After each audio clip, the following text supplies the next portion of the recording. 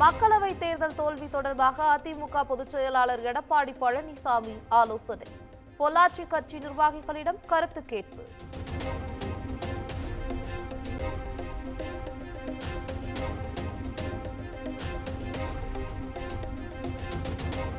அதிமுக திருவல்லிக்கேணி மேற்கு பகுதி இணைச் செயலாளர் மலர்கொடி சேகர் கட்சியில் இருந்து நீக்கம். ஆம்ஸ்ட்ராங் கொலை வழக்கில் கைதான நிலையில் கட்சியின் பொதுச் செயலாளர் எடப்பாடி பழனிசாமி நடவடிக்கை.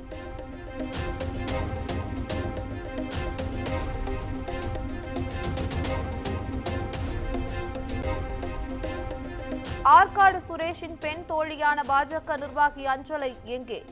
ஆம்ஸ்ட்ராங் கொலை வழக்கில் தொடர்புடையவருக்கு போலீசார் வலை.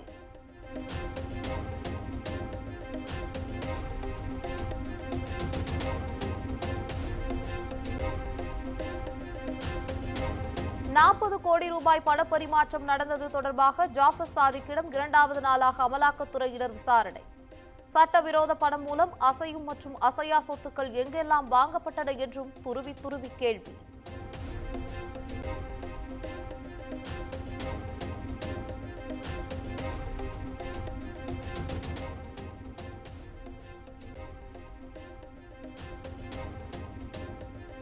நீட் வினாத்தாள் கசிவு விவகாரத்தில் நிர்வாக ரீதியில் எந்த தவறும் நடைபெறவில்லை.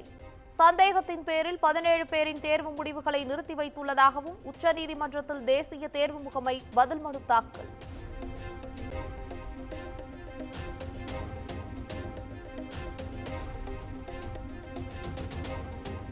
சென்னை உயர்நீதிமன்றத்தின் பொறுப்பு தலைமை நீதிபதியாக இருந்த ஆர் மகாதேவன் உச்சநீதிமன்ற நீதிபதியாக பதவியேற்பு.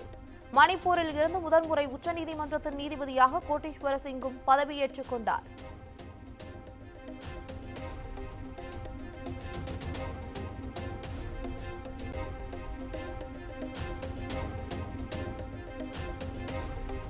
தமிழ்நாடு நாளை ஒட்டி முதலமைச்சர் மு.க. ஸ்டாலின் வீடியோ வெளியீடு.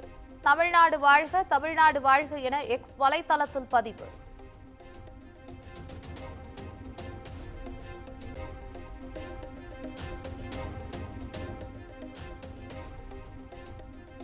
மத்திய மேற்கு மற்றும் வடமேற்கு வங்கக்கடலில் உருவாகிறது புதிய காற்றழுத்த தாழ்வு பகுதி. தமிழ்நாட்டில் இன்று ஓரிரு இடங்களில் மிக கனமழை பெய்யும் என்பதால் ஆரஞ்ச் அலர்ட் விடுப்பு.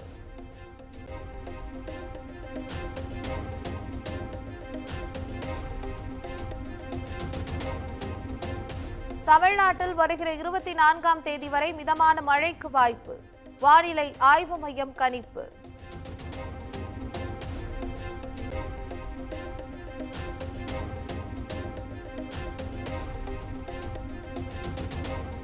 காவிரி ஆற்றில் உபரி நீர் திறப்பு 47,415 கன அடியாக குறைப்பு.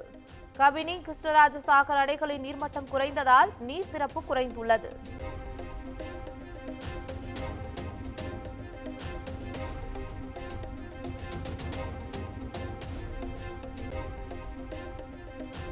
ஒகேனக்கல் காவிரி ஆற்றில் நீர்வரத்து வினாடிக்கு 30,000 கன அடியாக அதிகரிப்பு. பரிசல் இயக்க தொடர்ந்து 3வது நாளாக தடை விதிப்பு.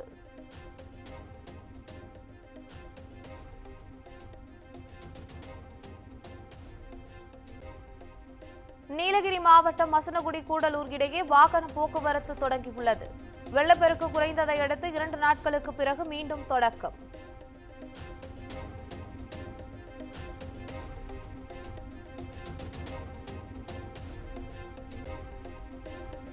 பில்லூர் அணையில் இருந்து 16,000 கன அடி நீர் வெளியேற்றம். மேட்டுப்பாளையம், சிறுமுகை உள்பட பவானி கரையோர மக்களுக்கு வெள்ள அபாய எச்சரிக்கை.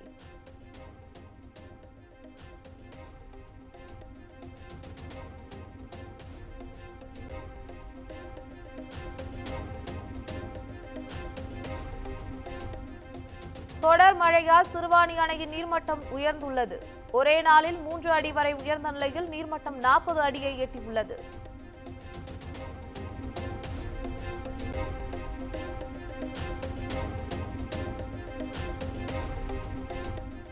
பவானிசாகர் அணைக்கு வரும் நீரின் அளவு குறைந்துள்ளது. 16,487 கன அடியாக உள்ள நிலையில் நீர் வெளியேற்றம் 1,205 கன அடியாக உள்ளது.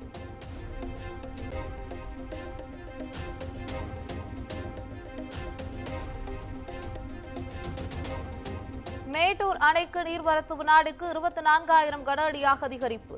கர்நாடக அணைகளில் இருந்து நீர் திறக்கப்படுவதால் நீர்வரத்து அதிகரித்து வருகிறது.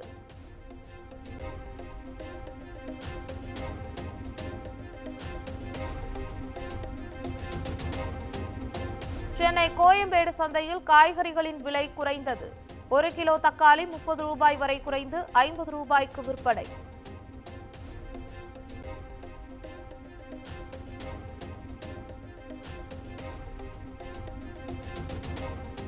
நாமக்கல் மாவட்டம் ராசிபுரத்தில் முழு கடையடைப்பு போராட்டம்.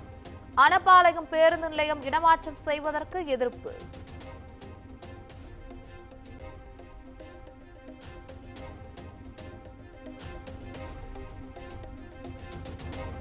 மாமல்லபுரம் அருகே மழைநீர் வடிகால்வாய்கள் அமைத்ததில் பல லட்சம் ரூபாய் ஊழல். கொக்கிலமேடு கிராமத்தில் இருதரப்பினரிடையே மோதல் ஏற்படும் அபாயம், போலீசார் குவிப்பு.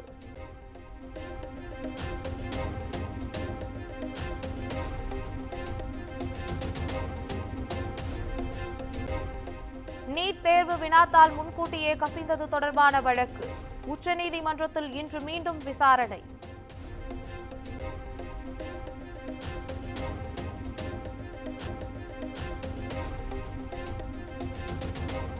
கேரள மாநிலம் திருச்சூரில் மழை வெள்ளத்தில் மூழ்கிய தானியக்கூடம் பகவதி அம்மன் கோயில்.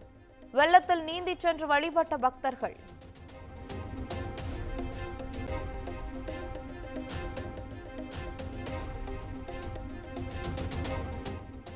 இடஒதுக்கீட்டை தவறாக பயன்படுத்தி அதிகார துஷ்பிரயோகம் செய்ததாக IAS பயிற்சியில் இருந்து நீக்கப்பட்ட பூஜா கேத்கர். விவசாயிகளை துப்பாக்கியை காட்டி மிரட்டியதாக தாய் மனோரமாவும் மகாராஷ்டிரா மாநிலம் ராய்காட்டில் கைது.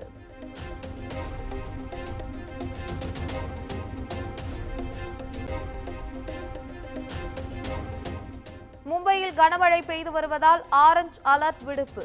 சாலைகளில் தேங்கியிருக்கும் மழைநீரால் போக்குவரத்து பாதிப்பு, சுரங்கப்பாதைகள் மூடல்.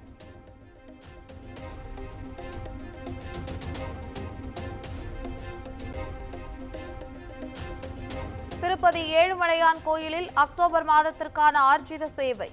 தேவஸ்தானத்தின் இணையதளத்தில் முன்பதிவு தொடக்கம்.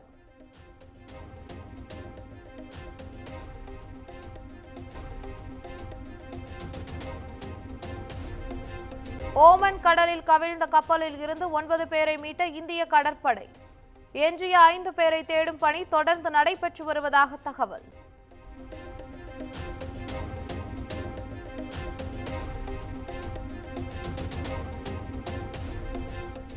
மாரி செல்வராஜ் இயக்கத்தில் உருவாகியுள்ள வாழை திரைப்படம். சந்தோஷ் நாராயணன் இசையமைத்திருக்கும் நிலையில் படத்தின் முதல் பாடல் இன்று வெளியாகிறது.